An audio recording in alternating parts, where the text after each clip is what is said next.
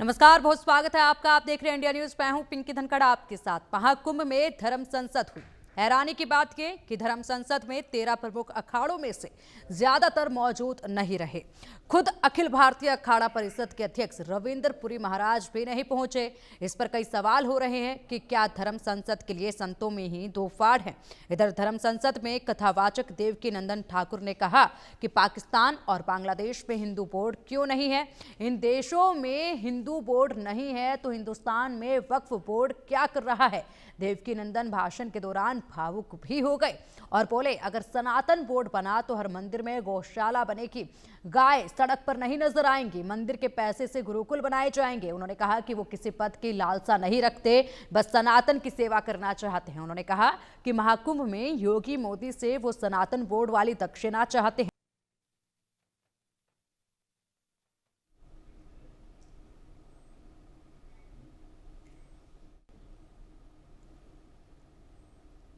और चलिए अब धर्म संसद पर चर्चा के लिए हमारे साथ हमारे खास मेहमान जुड़ गए हैं। हिंदू धर्म गुरु स्वामी उपमन्यु जी हमारे साथ है। स्वामी जी, बहुत बहुत स्वागत है आपका इंडिया न्यूज पर। और इसी के साथ शोएब सिद्दीकी जी हमारे साथ हैं, मुस्लिम स्कॉलर हैं। शोएब जी, आपका भी बहुत बहुत स्वागत है इंडिया न्यूज पर। हाजी नाजिम खान जी भी हमारे साथ हैं, मुस्लिम स्कॉलर। नाजिम खान जी, आपका भी बहुत बहुत स्वागत है इंडिया न्यूज पर।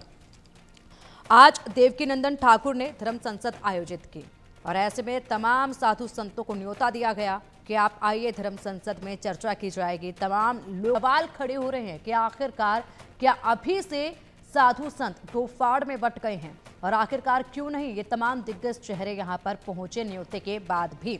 ऐसे में हम सबसे पहले रुक करना चाहेंगे स्वामी उपमन्यु जी, आपका क्या लगता है आपको कि आज धर्म संसद हुई और सनातन बोर्ड के गठन को लेकर लगातार चर्चा जारी है, लेकिन यहाँ पर तमाम दिग्गज चेहरे जो हैं वो नजर नहीं आए जिनको यहाँ आज मंच पर होना चाहिए था।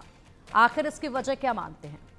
देखिए, देवकी नंदन जी ने जो किया, धर्म संसद बुलाई, ये कोई जरूरी नहीं है कि सबकी सहमत से बुलाई हो।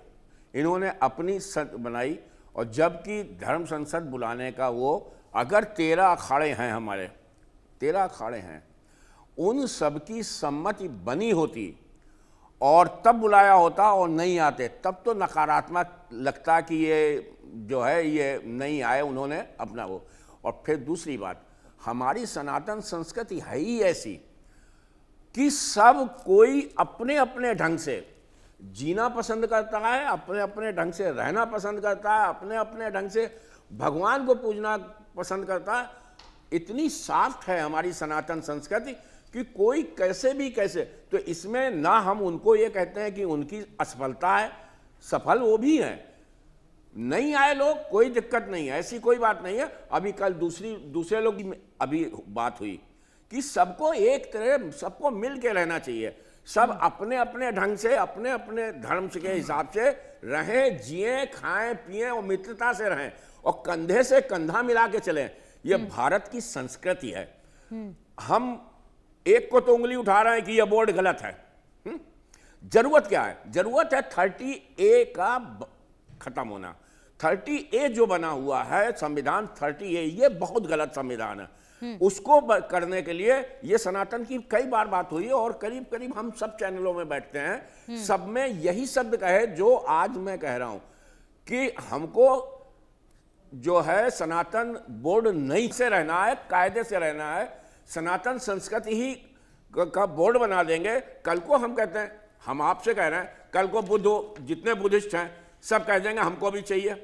और भारतवर्ष में, पूरे विश्व में इतनी संस्कृतियां नहीं है जितनी अकेले भारतवर्ष में। यहूदी तो भारतवर्ष में, कभी एक छोटा सा पंथ है कबीर, उसके आपको लाखों मिलने वाले अनुयायी मिल जाएंगे।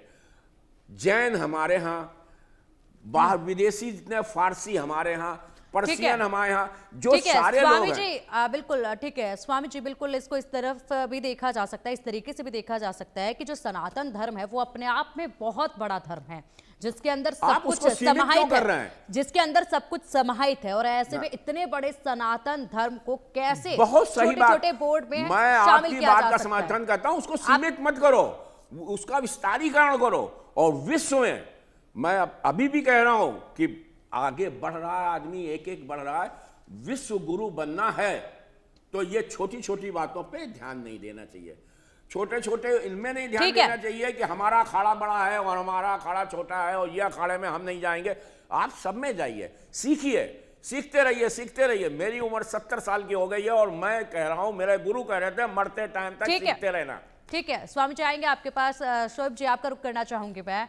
आपका क्या कुछ मानना है कि सनातन बोर्ड का गठन होना चाहिए या नहीं होना चाहिए? साथ ही आज जो मंच पर आपने देखा, जिस तरीके से आपने भी जाहिर सी बातें सुनाई ही होगा, और ऐसे में जिस तरीके से धर्म संसद लग रही है, उस पर आपके क्या कुछ विचार हैं ये बताइएगा। और उसके साथ साथ आप यहाँ पर वक्फ बोर्ड की भी बात कीजिएगा, क्योंकि जब आप बोले हो सकता किसी वजह से ना आ पाए हों।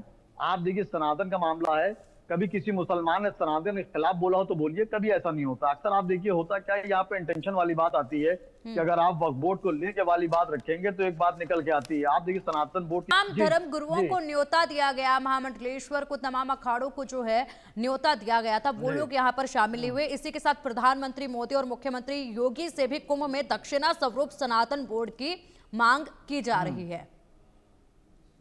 देखिए बिल्कुल सही कह रही है, देखिए उनका हक है, उनको मांगना चाहिए। लेकिन देखिए होता क्या है कि मुल्क जो होता है वो संविधान से